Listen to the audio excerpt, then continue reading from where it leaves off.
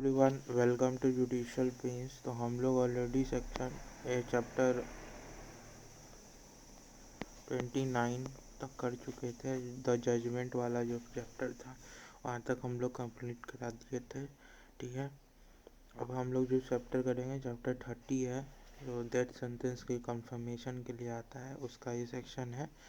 तो उसके लिए जो सेक्शन इम्पॉर्टेंट है 407 से हो गया, उसमें फिर 409 होता है। 407 में सेशन कोड रेफर जो करेगा कंफर्मेशन के लिए यहाँ पे आता है 407 में। 409 में डिसीजन होता है कि उसको कंफर्म कर रहा है कि एनल कर रहा है कि इंक्वायरी कर रहा है, क्या कर रहा है, ये 409 में जाएगा। और फिर यही जाके 458 में एग्जीक्यूशन का पार्ट बन जाता है कि उसका एग्जीक्यूशन होगा। तो एग्जीक्यूशन के लिए फिर ऑर्डर जो होगा, ऑर्डर वापस तुम्हारा सेशन कोर्ट में भेज दिया जाएगा। यही प्रोसेस होता है और सेशन कोर्ट उसको एग्जीक्यूट कराएगा। यही 3 सेक्शन है। एग्जीक्यूशन वाला इम्पोर्टेंट देख सकते हो। ठीक है, अब मोस्टली जो क्वेश्चंस बनेंगे इसी से बनेंगे, इसी के अराउंड बनेंगे। ठीक है, तो अब प्लीज़ वीडियो को लाइक से सब्सक्राइब कर दिया करो। शुरू करते हैं क्वेश्चन नंबर 1 से।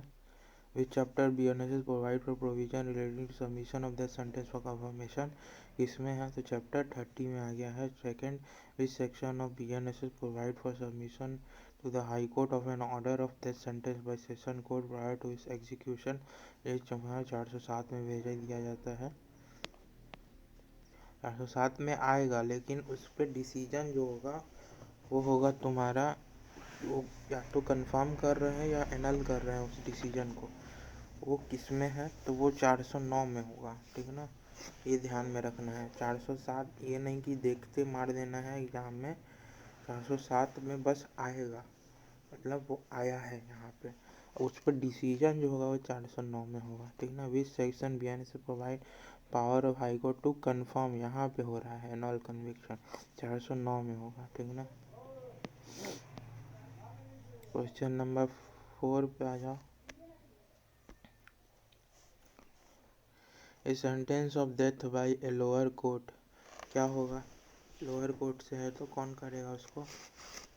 Must be confirm by the high court, high court उसको कंफर्म करेगा तब वो एप्लीकेबल होगा। नेक्स्ट क्वेश्चन नंबर 5,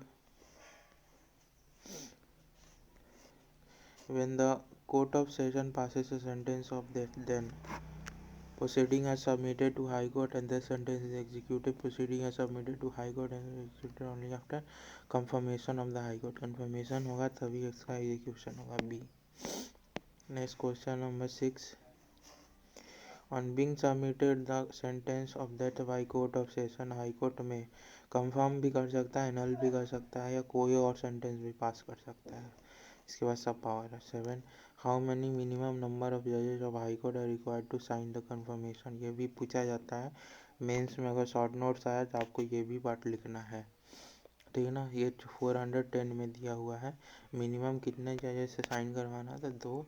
और जब दोनों का डिफरेंस ऑफ ओपिनियन हो जाएगा, जैसे एक बोल रहा है कि नहीं होना चाहिए फांसी, एक बोल रहा है फांसी होना चाहिए, दोनों में डिफरेंस ऑफ ओपिनियन हो जाएगा तो थर्ड जज के पास भेजा जाता है 411 में। ठीक है ना, अब वो जो जजमेंट देगा, वो जो अपना ओपिनियन देगा, वही फाइनल ओपिनियन हो जाता है।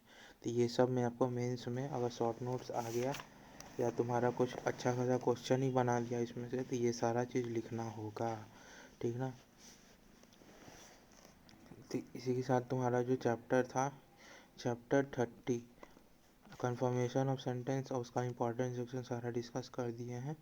प्लीज़ वीडियो को लाइक शेयर सब्सक्राइब कर दिया करो और अपने फ्रेंड्स में ज़्यादा से ज़्यादा शेयर करो। मेंस नोट्स चाहिए आपको, मेंस से रिलेटेड शॉर्ट नोट्स, तो आप उसके लिए मैसेज कर सकते हैं, मुझे ईमेल कर सकते हो या मैसेज करना हो तो नंबर ये है 7488996796। इस पे आपको अगर कुछ चाहिए शॉर्ट नोट्स वगैरह तो आप मांग सकते हैं। ठीक है, thank you for watching this video.